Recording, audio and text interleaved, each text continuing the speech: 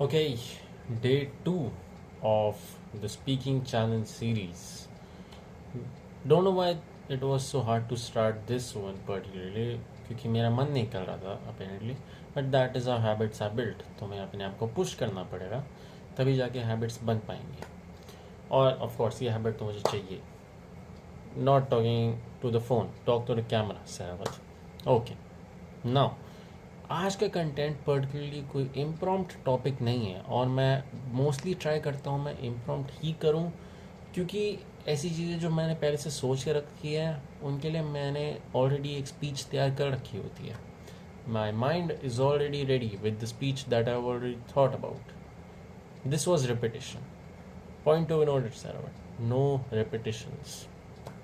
But the point is जिन चीज़ों को मैंने पहले से सोच के रखा है मैं उन्हें तैयार करके बैठा हूँ. जो मेरे को चांस नहीं कर रहा वो मुझे बस अपनी बातों को रीट्रेट करने का एक चांस दे रहा है जो मैं मोस्टली अवॉइड करता हूँ. बट ये थोड़ा आसान है और थोड़ा इंटरेस्टिंग है मेरे लिए क्योंकि आज मैं ऑडिसी देख के आया क्रिस्टोफर नोलन की. आई एम प्रीटी श्योर आप जानते होंगे उसके बारे में. क्रिस्टोफर नोलन को कौन नहीं जानता. नोलन तो माँ बाप है अपने फिल्म इंडस्ट्री के. But the point being, Odyssey is a very interesting story for me, not from the perspective of it only being a Nolan movie, क्योंकि मुझे सिनेमा तो वैसे ही बहुत पसंद है, but also because I have a great interest in mythologies, from the Indian mythology to the Greek to the Egyptian to the Japanese to the Chinese. I have a very great interest in those things क्योंकि उनकी कहानी इतनी अलग होती है, उनकी कहानियाँ इतनी ब्यूटीफुली रिटन होती है कि मैं तो होप करता हूँ कि आज के सिनेमा उसको अगर अच्छे से अडाप्ट कर पाए तो that will be the greatest peace they can give to us. आप खुद देखिए हमारी रामायण और हमारी महाभारत कितनी ब्यूटीफुल रिटन स्टोरीज है कि हम हर एक कैरेक्टर के पास एक अलग कैरेक्टर आर्क है, हर एक कैरेक्टर का एक बैकग्राउंड है. अगर हम उसे एक मूवी में दिखा पाए तो will that not be the best movie. I know एक रामायण आ रही है नीतीश तिवारी की, नमित मल्होत्रा की कह जा रही, नमित मल्होत्रा की बोल जाएंगी, नमित मल्होत्रा की एक रामायण आ रही है. I will definitely watch that and I will definitely hope कि they pull out something good out of it. Now on to Odyssey. तो आज मैं पर्टिकुलरली बात करूँगा होमर्स ऑडिसी से पहले जो सब हुआ था उसके बारे में, specifically the Trojan War. This is going to be interesting. Okay, so Trojan War. This all began during a wedding. किसकी wedding थी मुझे ढंग से याद नहीं. Probably एक god और किसी human की थी. I'm not sure. Maybe Poseidon की थी. Poseidon the god of seas है हमारी ग्रीक माइथोलॉजी में. तो एक वेडिंग थी जिसमें गॉड्स भी आए थे, जिसमें किंग्स भी आए थे, रोमन्स, ग्रीक्स, अपने ट्रोजन्स भी आए थे. तो फिर इस वेडिंग के बीच में Eris the god of discord, goddess of discord. Discord मतलब लड़ाई झगड़ा जो कराना थोड़ा, मतलब you can say point to सरावट वर्ड्स पे ध्यान दिया कर, वोकैबुलरी बढ़ाने पे अपना ध्यान ज़्यादा रखा कर. ओके, सो डिस्कॉर्ड मोस्टली झगड़े कराने का जो होता है जिसका पार्ट, उसको हम डिस्कॉर्ड कहते हैं. अब इरिस को नहीं इनवाइट किया, उसको नहीं गया और नहीं किया, that is very uncertain in the books. But the point is iris को बहुत बुरा लगा ऑफ कोर्स क्योंकि उसको इनवाइट नहीं किया और इरिस बिना बुलाए उस शादी को क्रैश कर गई. और क्योंकि वो डिस्कॉर्ड की गॉडेस है तो वहाँ पे लड़ाई कराने के लिए उसने एक बहुत इंटरेस्टिंग चीज़ की. उसने एक गोल्डन एप्पल लिया और उसके ऊपर लिखा for the fairest of all और उसे भीड़ के बीच में फेंक दिया. अब शादी के बीच में ये एप्पल एक डिनोटेशन था for the fairest goddess of all. अब ऑफ कोर्स जैसी गॉडेसेस हैं उन्हें हर हर किसी गॉडेस को अपने लिए एप्पल चाहिए था. इसके बीच में particularly 3 goddesses I. Hera the goddess of all the gods, मतलब वो ज़्यूस की वाइफ है तो of course she is one of the contenders. Athena the goddess of wisdom and war, and Aphrodite the goddess of love. Okay, so इन तीनों के बीच में main जो आप कहते हैं डिस्कॉर्ड था या फिर मेन आर्ग्यूमेंट्स थे कि किसको ही मिलना चाहिए एप्पल. ज़्यूस ने इसके बीच में आने से मना कर दिया क्योंकि ज़्यूस को लगा कि मेरा इसमें रोल नहीं, और उसने अपनी डिसीजन मेकिंग पावर पेरिस को बिस्टो कर दी। Paris was the prince of Trojan of Troy, ठीक है, यंग प्रिंस था, ज़्यादा कुछ बड़ा नहीं था। उसका उसका जो फादर है वो भी किंग ही थे, वही संभाल रहे थे उनका kingdom. Young Prince, very immature, उसको डिसाइड करने के लिए बोलती थी उसने। अब इन तीनों ने पेरिस को एक एक चीज़ ऑफर की in return for the Apple.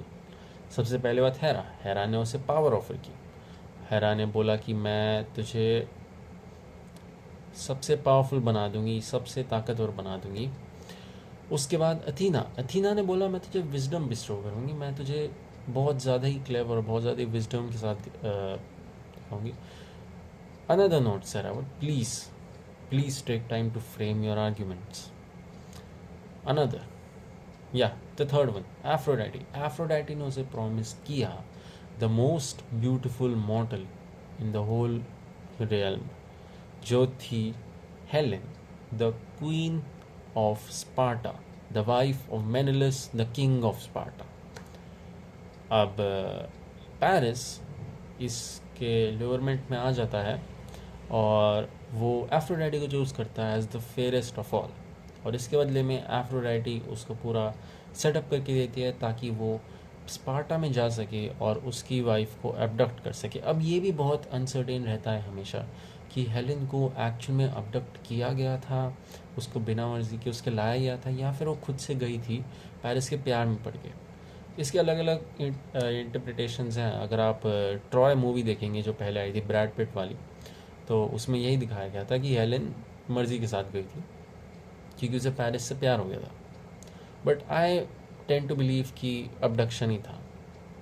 But in any case Helen के कैरेक्टर पे क्वेश्चन तो होता ही है। तो एनीवेज, अब मेनेलिस और हेलेन की जो शादी थी उसका भी एक और इंटरेस्टिंग एस्पेक्ट था कि जब इनकी शादी हुई थी तब हेलेन के फादर ने सब Greek soldiers, Greek warriors, Greek Kings से एक प्रॉमिस करवाया था कि आप सब वॉ करेंगे कि जब भी हेलेन की मैरिज को कुछ भी चैलेंज करेगा, कुछ भी हिंडर करेगा, तो आप सब साथ में आके लड़ेंगे। और सब ने ऑफकोर्स वॉ ली थी उस टाइम पे। I don't know the whole aspect of this, but that was a very important aspect. तो मेनेलिस जब उसको पता चला कि पेरिस उसकी वाइफ को ऐसे ले गया ट्रॉय में, तो ऑफकोर्स वो बहुत फ्यूरियस हुआ और उसने सेटअप किया सबसे बड़ी army of the Greek. Odysseus, Achilles, Agamemnon, सब के सब the greatest fighters that we have heard in the Greek mythology, सब आए थे इस वॉर में। और इनका कमांड था एगमेनॉन, जो पर्टिकुलरली भाई था मेनेलिस का, बड़ा भाई था उसका। वो वो बहुत स्ट्रॉन्ग। उसने कमांडर इन चीफ था इस पूरी वॉर का, जिस वॉर में एक्लीज, ओडिसियस जैसे लोग लड़ रहे हैं, उन सबको उसने कमांड किया था। तो ऑफ कोर्स वी नो वो कितना स्ट्रांग हो सकता है। ऑन द सेकेंड नोट, जब ये सब शुरू हुआ तो ऑफ कोर्स सबको पता था ये बहुत घातक वॉर होने वाले है, क्योंकि ट्रॉय बस एक छोटा सा देश नहीं था। ट्रॉय को भगवानों की तरफ से उनका लक और उनकी सिक्योरिटी बिस्टो की गई थी। ट्रॉय की जो वॉल्स हैं, जो उनकी सिक्योरिटी है, वो पोसाइडन और अपोलो ने दोनों मिलकर बनाई थी, और वो इतनी स्ट्रॉन्ग की थी आज तक उन्हें कोई तोड़ ही नहीं पाया था। बल्कि अगर आप उसका एंड जानेंगे तो आपको पता चलेगा एंड तक उन्हें कोई तोड़ नहीं पाया। बट यस, तो फिर उन्होंने इतनी बड़ी आर्मी सेटअप की, ग्रीक्स ने सब किंग्स आ गए और सबको पता था कि ये वॉर खिंचने वाली है, क्योंकि ट्रॉय कोई छोटा देश नहीं था। ट्रॉय का कंट्रोल था, अगर एक तरफ ग्रीक थे तो दूसरी तरफ ट्रोजन्स थे। तो this was a very huge war. हमारे यहाँ की जहाँ से महाभारत है वैसे वहाँ पे ट्रोजन वॉर। तो काफ़ी लोगों को पता था कि अगर वो इस वॉर में जाएंगे तो वो वापस नहीं आ पाएंगे, मुश्किल से वापस आ पाएंगे। 10 साल, 15 साल, पता नहीं कितने साल तक ये वॉर खींचेगी। इसमें काफ़ी इंस्टेंसेस भी वजह से ऑडिसिस, जिसके ऊपर ऑफकोर्स द ऑडिसी बेस्ड है, वो सबसे क्लेवर कमांडर था इन सब में से, सबसे clever warrior that has ever seen in the Greek mythology. Even Zeus उसके क्लेवरनेस को कमेंट करते थे। तो ऑडिसिस ने पर्टिकुलरली एक मेंटल पेशेंट, एक नॉट पेशेंट पर्टिकुलरली बिकॉज उस टाइम पे पेशेंट होते नहीं थे, बट एक मेंटल एक अनसाउंड पर्सन एक्ट करने की ट्राई की थी ताकि उसे वॉर में ना ले जाए। ऑल्दो वो काम नहीं किया क्योंकि एगमेनॉन ने जब उसे कमांड दिया तो वो अपने आप को रोक नहीं पाया। एगमेनॉन उसका किंग था, उसका कमांडर था, उसने ही ग्रीक सिविलाइजेशन को बचा के रखा था, तो ऑफकोर्स उसने उसकी बात ज़रूर मानी।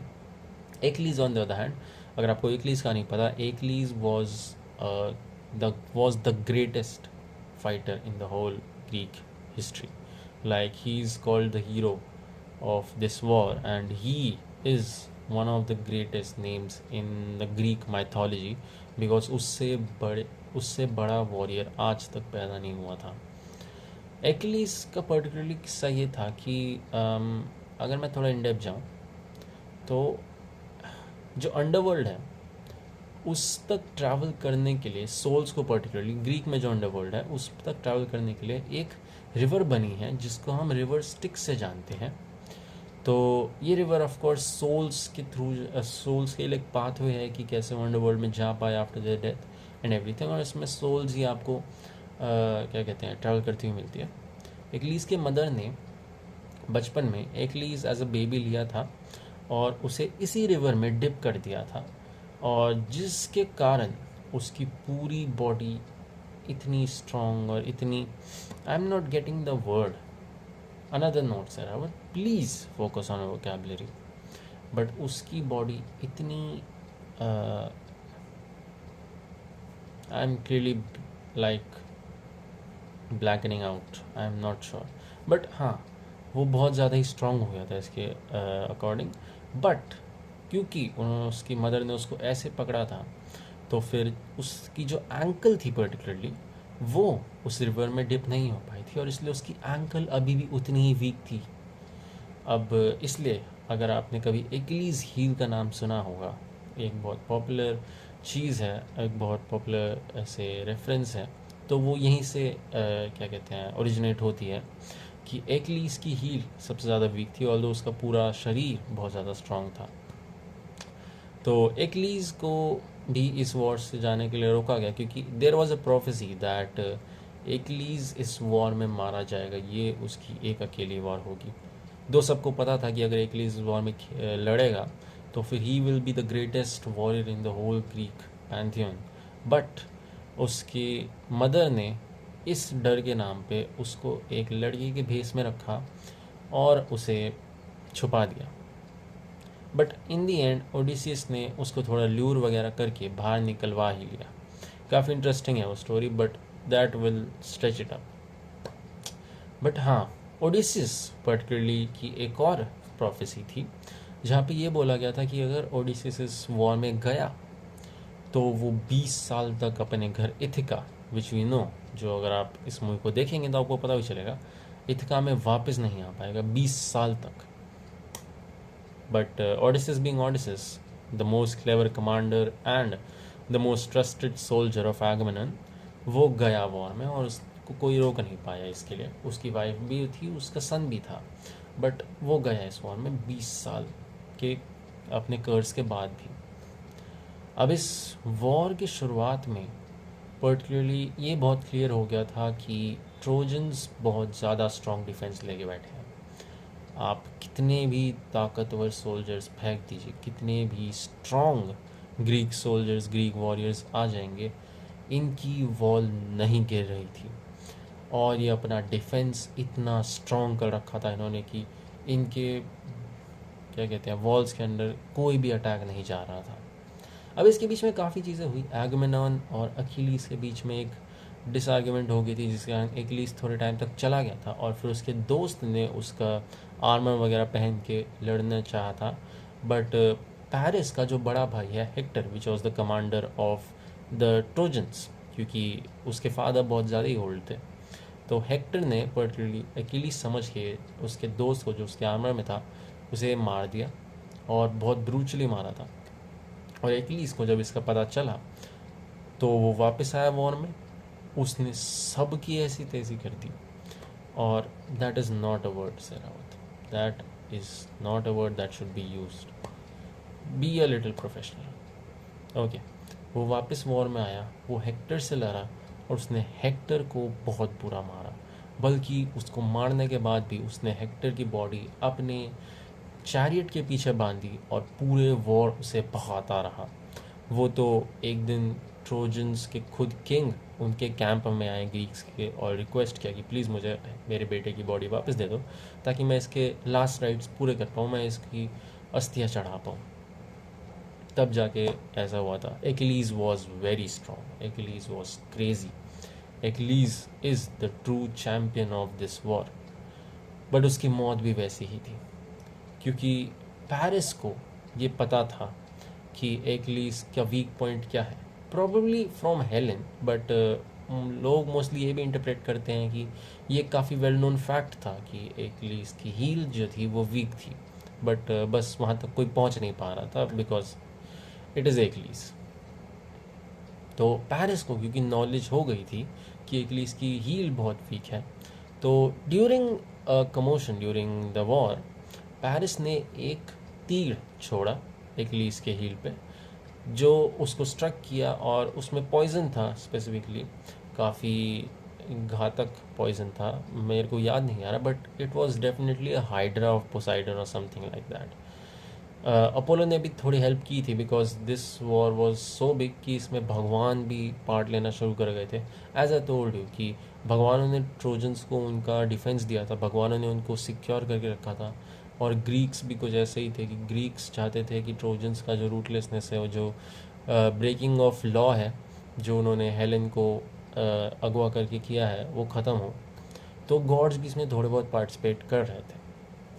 अब पॉइंट ये आया कि उस हील के अटैक के बाद और उस पॉइजन के स्प्रेड होने के बाद Achilles की मौत हो गई और इसके बाद पर्टिकुलरली उनके पास कोई भी वॉरियर स्ट्रॉन्ग बचा नहीं था। I mean of course there was Odysseus, there was Agamemnon, there was Menelaus, but ये सब मिलके भी उस ट्रोजन वॉल्स को नहीं गिरा पा रहे थे। Then Odysseus, the most clever warrior in the whole of Greek pantheon, उसने ट्रोजन वॉर का आविष्कार किया। ट्रोजन वॉर, जैसे आपको पता है, जैसे मुझे पता है, Trojan war was a fake gift which was offered to the Trojans as a peace offering कि हम ये वॉर ख़त्म करते हैं और ये गिफ्ट हम आपके लिए छोड़ के जा रहे हैं, आप प्लीज़ हमें माफ़ कर दीजिए।